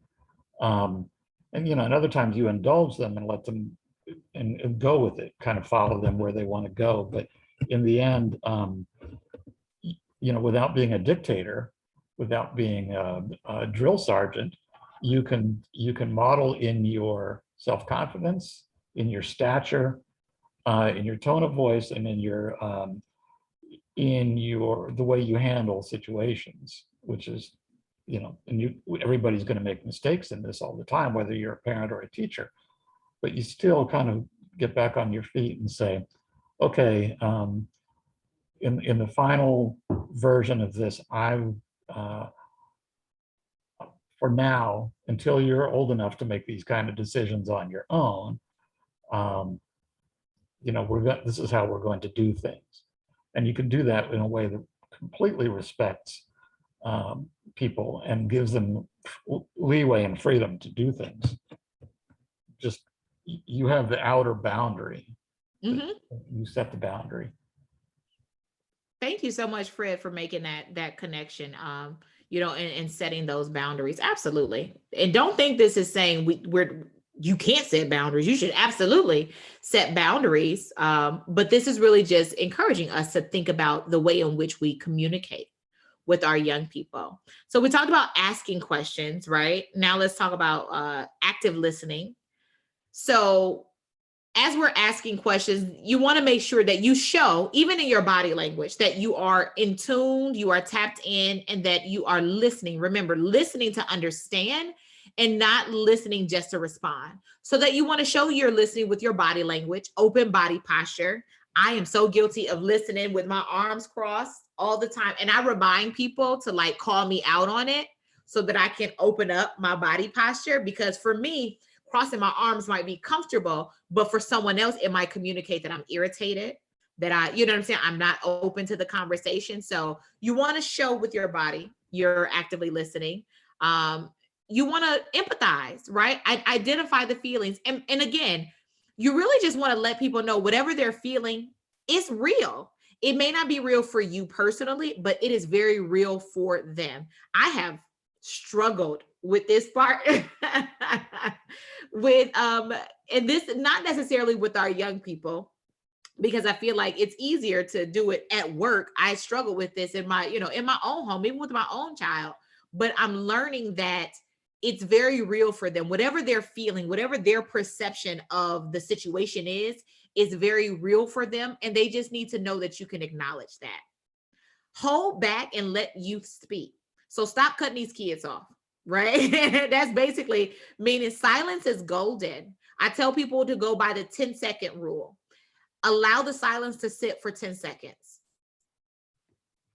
Really just kind of, let it lay and give them an opportunity, because people have different processing times. Some people will immediately speak as soon as you finish. Some people need a little bit of time for that information to like sit and process with them before they're ready to respond. So I say, a good rule of thumb is just like 10 seconds. And I still have to actively work on this. And then remember the context and details. To show that you're actively listening, I always encourage people to use the language that the child has, the youth is using with you. If someone is communicating to you and they come in and say, I'm mad today, you need to repeat back to them and say, okay, I hear that you're mad. Don't switch out the word and say, oh, you're angry. Use their words, because you never know how they associate meaning with the words. And I have seen this happen like so many times before, and people have to constantly call me out on it to say that's not the word that I used. So now I'm consciously like repeat their language, because angry and mad might be synonyms for me. Angry and mad can mean two totally different emotions for someone else. Angry might be like way worse than mad. For them, mad is just like, I'm just not in a good mood. Angry is like, I don't know. So just make sure that you are communicating, the same words that they use with you. Communicate those back and remember the context and, those details. It'll help them know that you're listening. All right. So when we're talking about encouragement, and I love talking about encouragement versus praise. So we want to encourage success. That means that we're doing this alongside our young people. If you're in programming and you're like trying to get them to do something, you should be doing it too. I heard Fred say earlier, we need to be modeling. We need to be modeling at all times, because our young people are paying attention. One thing I don't like walking in a classroom and seeing when I do my external evaluations, I do not like seeing staff at the top of the classroom kind of like barking orders as students. Y'all need to be doing this, that, and the other. And it's like the staff not even doing it. You, right? Like you sitting there on your phone barking orders. Y'all need to finish your homework. Well, go help, right? Like get up, walk around, participate with them, because it's going to also allow you to understand how to encourage success. So when we think about encouragement, you really want to encourage your young people to describe the plans, have them describe their feelings, have them describe the goals. right? So it's just like, hey, when you finish your homework, how will that make you feel to complete your homework? You know, like, how will you feel once this is done? How will you feel when, or even not even feel, you know, what's the plan for finishing your homework today? Like, let's talk about that. Let's make a plan. Latanya says, I believe that's why pick scales are sometimes used. Antonio says pick scales are great because youth give their own interpretation. Absolutely. Absolutely. Right. So when we're talking about encouragement, you know, encouraging them, asking them those divergent questions, but really getting specific, making specific comments. And don't judge. Don't say something is either good or bad. I know that I have a tendency to good job somebody to death. Like, I'm not gonna lie, I'm like, oh, good job. But I have to remind myself that's me judging something, right? Because then if I don't say good job, they're inferring that then it's not a good job. So that's putting a value on things and making it feel like there's a judgment to it. So I have to always challenge myself to say, don't say good job, Siobhan. Like, that's attaching some type of higher value to something. Instead, encourage someone by making a specific comment, asking them how they feel about it. So in one of my other businesses, I am a professional makeup artist and I teach people how to do makeup all the time. And so many of my students always hit me with what you think? Do you like it? Do you think I did a good job? Like, tell me if you like it, right? And I always have to go back and say, it's not about what I like. You tell me what you like about what you did, right? You tell me, do you like how that turned out? So, you know, encouraging success in that way. So here's a really good tidbit. We're talking about praise versus encouragement and why we want more encouragement and, you know, not as much praise. So praise, by definition, is an expression of approval. To express favorable judgment of, right? It's value driven. We are glorifying something, attributing perfection. That's praise, placing so much value and so much judgment on a thing. Encouragement, though, is to inspire with courage, to stimulate, to spur on. We want to point out positive aspects of behavior, and we really want to show appreciation for their contribution. So I have found myself saying nowadays, like, wow, I really appreciate you for sharing that. Right? Like, thank you so much for sharing your feedback with us, or thank you for answering that question. You know, thank you for your insight. So I do try to show people's my appreciation to people's contribution. And I've seen that people enjoy that. People be like, okay, you're welcome. But encouraging versus the praise. Now, when we look at the PQA, right? Our PQA tells us that praise will get you a score of a 3. Encouragement, though, with or without the praise, gets you a higher score. So if you do get assessed in the program quality assessment tool, that's just a note there to say when you're assessing your own program, or if you have an external evaluator come in, you really want them to see the encouragement, not so much of the good jobs. Good, that's great. Good, like I said, for me, I call myself out because I will good job you to death. So praise is me telling you about you. Encouragement is you telling me about you. So that's just a reminder. Let me ask you the questions for you to tell me what you think is great, you know, about this. Thank you, Antonio, for attaching the PQA. For anyone who wants to take a look, so you can see how all of this breaks down in that assessment tool. And it's something great to use if you all are not using this. It's a great way to start measuring your program quality and see how these things play out in your program. Here's a quote here. Some people believe that young people need praise, but all kids need food too, right?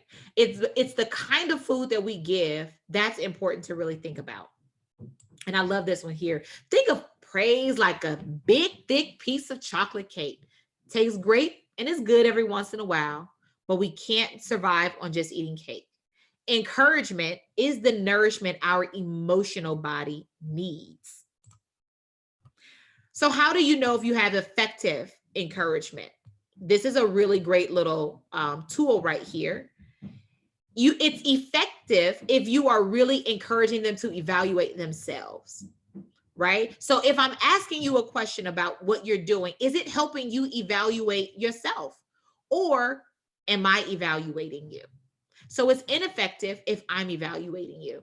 When we look at like how it is effective for self-determination, are we helping our young people feel a sense of control, a sense of autonomy, or are we trying to manipulate their behavior? And for intrinsic motivation, are we creating conditions for our young people to become deeply involved in what they're doing, or are we creating conditions for them to win our approval? I love this little table here, this little chart, because it helps me kind of challenge myself and say, okay, Siobhan, what's what's the point here? Right? Am I really encouraging this young person for them to kind of evaluate their own performance, or am I evaluating their performance? So I love this as just something to kind of think about. So when we think about encouragement and praise, you want to determine if each statement, is it praise or encouragement? And if you find that it is praise, try to reword them into encouragement statements, right? And it says here, as a practice, find one situation to analyze, right? And then I want you all to think about why an adult's praise might be problematic in that situation. Like, think about, okay, if I just keep good job in this person, what's the downside here? How could this be problematic? This is a good way to kind of challenge yourself and to work on reframe. So as a recap, we have here asking, listening, and encouraging. And this is, you all have had amazing, great conversation today. I really appreciate you all for the challenging conversation, the really calling it out. It's been really great.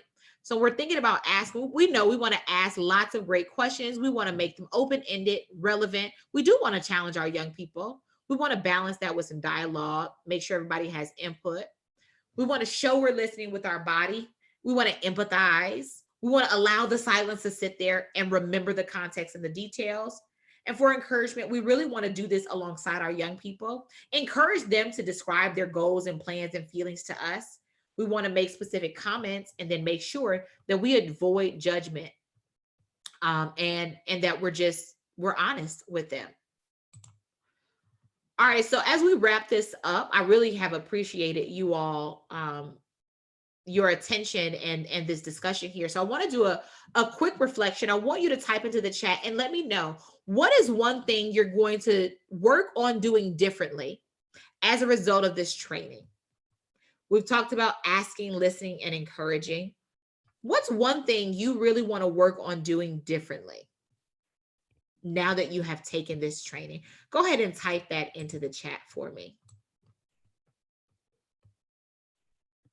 As you're typing into the chat, I do want to highlight, and thank you, Antonio, he put a survey link for SurveyMonkey into the chat just so that you can let them know how you felt about this training.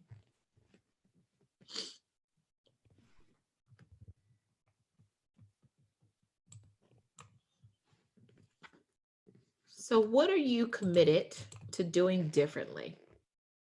Barbara says, more encouragement, less praise. Barbara, me too. I am constantly challenging myself to really work on that. Because again, I find myself sometimes falling into more praise and not as much encouragement. And I really want to ask those challenging questions. And really offer, some deep thinking for our young people and myself. So what are you all committing to doing differently? Janelle says, reflecting on if I'm listening to understand or if I'm listening to respond. Love it. Gabriella says, putting more thought into the types of questions that I'm asking. Awesome, awesome, awesome. These are really great. Tish says, I listen to the kids now, but I honestly think I could listen even more before forming my response. Sometimes I'm thinking about my response while they're talking. Ugh, guilty. I have to check myself. I do have to check myself. I try to stop my brain and say, uh-oh, Siobhan, like tap into the conversation and listening. So that would be me too. Caitlin says, I love the paradigm shift from praise to encouragement. Awesome. And Barbara also says, Miss Tish, Guilty. Yeah, I'm guilty of that as well. And I think that's a great thing to highlight, to say, if I'm thinking about my response as they're talking, maybe I need to challenge myself to tune in to what they're saying and be more present in what they're saying as well. That was a good point, Tish. I am going to continue to challenge myself there also. I'm going to stop share here and just say thank you all so much for this great conversation, for your amazing energy on this Wednesday. Thank you, Antonio and United Way. I really appreciate you all for having me here. And I'm going to hand it back over to Antonio. Yes, and huge thanks to you, Siobhan. Thank you for this. You all, this has been an excellent training. And it wasn't so much of a training, it was a discussion and a growth point, right? I feel like this was something that not only that we were presented with new material, but something that challenged us. And also we learned from one another, and not just from the content that was presented. We heard from different experiences, learned from different methods that people use in different contexts. So this was absolutely, what this is supposed to be, right? Learning from each other, a community of practice. And we're just, so this was phenomenal. Thank you all so much for attending. I did put the survey in the chat. And so I do that so that we know, what you all want to see and hear in the trainings, and what's going to propel you forward in your youth work. Okay, so you will get the PowerPoint and the recording of this. This will be sent to you all in the email that you registered with for this training, and we have another one next month. So we look forward to seeing you all in April. All right. So, and if you all have any questions, please don't hesitate to reach out and send me an email. But thank you all so much, and we are at time, and have a great rest of your days. Thank you so much.